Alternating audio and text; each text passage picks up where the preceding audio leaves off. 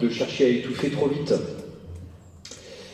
Alors évidemment, toutes ces interventions nous permettent de constater une fois de plus que la critique est facile et l'art est difficile, Madame la Présidente, on perçoit bien l'aridité que vit la position de celui ou celle qui est en position de responsabilité, d'acteur, et puis à l'inverse, la volupté que procure la position de commentateur.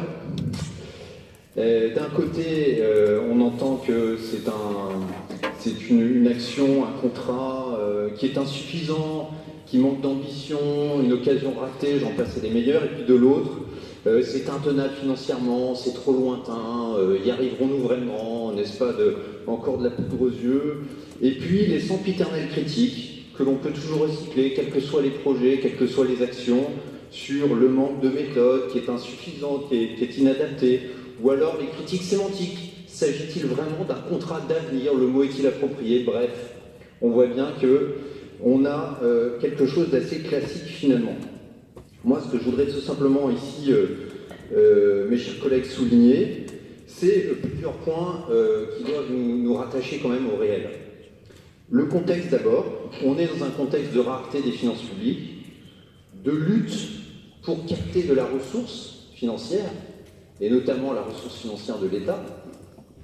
Et de ce point de vue-là, je trouve que les remarques qui semblent considérer, ou les positions qui semblent considérer que le futur CPER est quelque chose d'acquis, comme l'a fait tout à l'heure Christophe Clergeau, me paraît assez irresponsable vis-à-vis de nos concitoyens, et ça me paraît plutôt de bonne politique et de bonne gestion de la part de notre collectivité que d'avoir su, de manière réactive, pragmatique, se positionner auprès de l'État pour obtenir des engagements qui, nous l'avons toujours dit, ne présagent pas de futurs engagements dans le cadre du CPER, mais nous avons su avoir cette agilité et il me semble que les Ligériens pourront nous en être reconnaissants.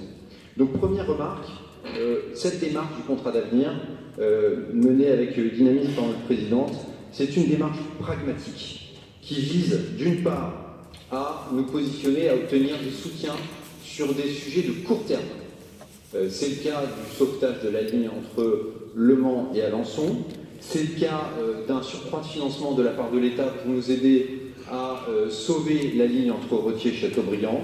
Donc pragmatisme pour avoir su capter des financements et des soutiens pour des actions urgentes de court terme qui visent à sauver des infrastructures existantes, comme le demandait Lucie Etonneau. C'est aussi un pragmatisme qui vise à sécuriser, accélérer la mise en œuvre, comme vous l'avez souligné, Monsieur le Préfet, de projets dont on parle depuis très longtemps, mais dont on pouvait très sérieusement penser qu'ils risquaient d'être à nouveau repoussés à des calendes grecques.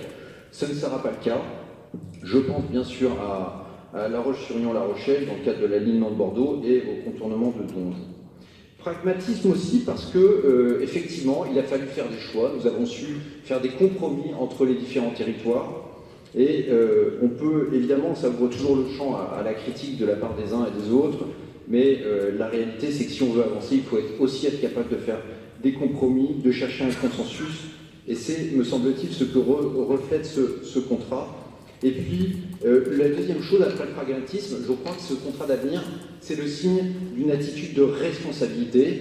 Nous aurions pu, tous autant que nous sommes, nous draper dans notre dignité offensée d'un territoire dont les reniements de la part de l'État ont bien été rappelés et soulignés, mais il faut à un moment que le vin soit tiré et il faut avancer.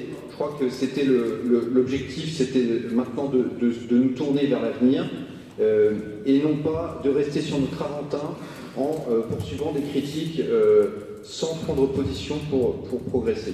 Et puis, dernière caractéristique de ce contrat d'avenir, c'est le volontarisme.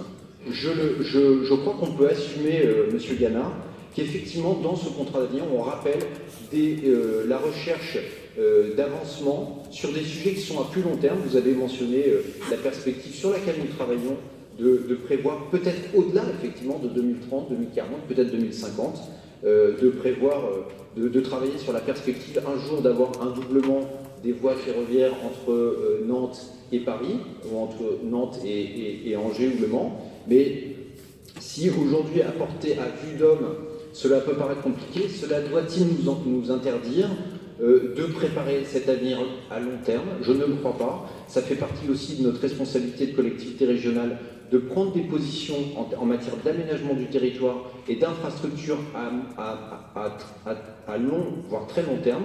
Et ça fait également partie de nos engagements et qui ressortent de ce contrat d'avenir. Donc je ne crois pas qu'il faille voir ça comme une faiblesse, mais au contraire, une démarche qui se déploie dans le court, dans le moyen et dans le long terme, avec une approche qui se veut à la fois pragmatique, responsable et volontariste.